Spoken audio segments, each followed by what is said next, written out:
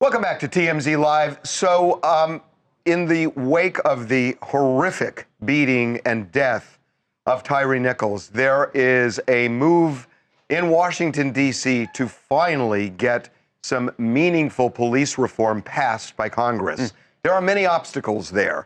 But there was a meeting yesterday with some of the members of the Congressional Black Caucus with President Biden. And apparently there was a game plan put in place. Maybe we will find out some of the details of that, because joining us right now, one of the members of the Congressional Black Caucus is Congressman Jamaal Bowman from New York, and he is joining us right now. Congressman, welcome to TMZ Live. Thanks for having me. Good to be with you. Great to have you here. Can you give us any sense, because there have been so many ideas floated, what was discussed and what was agreed on? Well, we in the CBC have continued to push for the passage of the George Floyd Justice in Policing Act. It was a bill that was written right after the lynching of George Floyd. It made it through the House, and then it became stuck in the Senate. Now, it wasn't able to make it through the Senate, but there are certain provisions to that bill that we are resurrecting as part of the discussion. One is the ending of qualified immunity, which is the provision that allows citizens to sue police personally for any violation against their civil rights. So that is something we're going to continue to push for. And you could imagine there's a lot of pushback on that particular issue.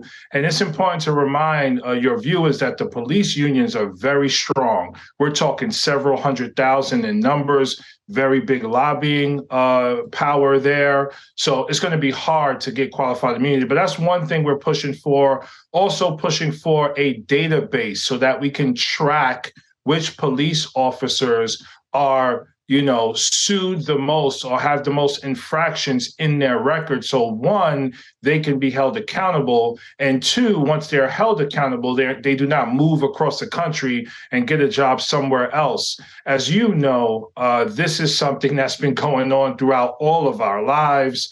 And what's worse about it, what's really bad about it, is there's no accountability usually after the fact. We see it here with Tyre Nichols, and we hope to get a conviction. And I say hope because you never know. But usually there's no there's no arrest, no indictment, and no prosecution and conviction. And sometimes officers get to keep their jobs. So all of this is being resurrected, but there are huge hurdles in the Senate, as you know. Hopefully the president can take some executive action. What about the House? Because now the House is controlled by Republicans. Oh, yeah, there's not. Do you have hope that realistically, given the Republican majority, that this is going to pass? I always have hope because I'm an optimistic guy. But the short answer to that question is no, absolutely not.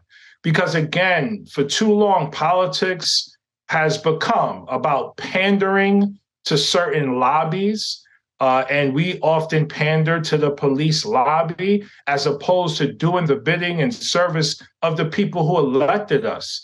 The majority of the people in our country understand that we need public safety, yes, but we also need accountability for police officers who break the law. And for whatever reason, my Republican colleagues and some Democrats do not want to take the steps necessary to simply hold police officers accountable. This is not condemning the entire profession.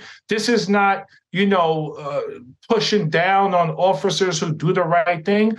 For those who do the wrong thing, hold them accountable. And this is where we talk about the issue of a systemic problem. There's a culture, there's a cowboy culture in police, and there's this hero culture that almost condones violence across the state in counties and districts throughout the country. So it's obviously problematic from a cultural standpoint. Congressman, is there any consensus amongst the Republicans and the Democrats? Is there anything that everyone agrees should and can change and would make a noticeable difference here? So behind closed doors, yes. But in public, in terms of legislation, absolutely not. And here's the thing. Here's the other problem in Congress. And this problem has gotten worse since the presidency of Donald Trump. When one party, particularly Democrats, when Democrats are in control in the House, Republicans just vote no on like 99% of the bills we introduce, just because they want to be opposed to us and the bill so that they can take back control of the House 2 years after we get control. This is like the political theater and the games that are played. And my frustration as someone who's an outsider, I come from education, not politics, is while we are playing these games, people are freaking dying, not just at the hands of police, but from opioids, from gun trafficking, from underfunded communities. People are dying every day in our country while we are freaking playing games and not getting things done in Congress. It's disheartening personally that when you look at what goes on in the Capitol, it's very tribal, that Democrats and Republicans are condemned for breaking from the pack. And when you have, I know this is the Senate side, a Senator Sinema or somebody like that who breaks, 8% of the time, people say she's a traitor. Is one of the problems we've gotten so tribal in these parties that people don't have permission to think on their own and say, look, I'm a Democrat, but I will vote this way on this particular bill. And similarly, Republicans could say the same thing. It just feels so tribal that you have to have these voting blocks now or you're condemned. That is absolutely correct. And I want to add something to the great point you just made. Big money in politics is a major problem. The wealthy and large corporations control what bills come to the floor to be voted on. They fund elections. They help people get into Congress and stay in Congress. So when someone is wealthy, they have a powerful lobby and infrastructure behind them that influences how my colleagues behave.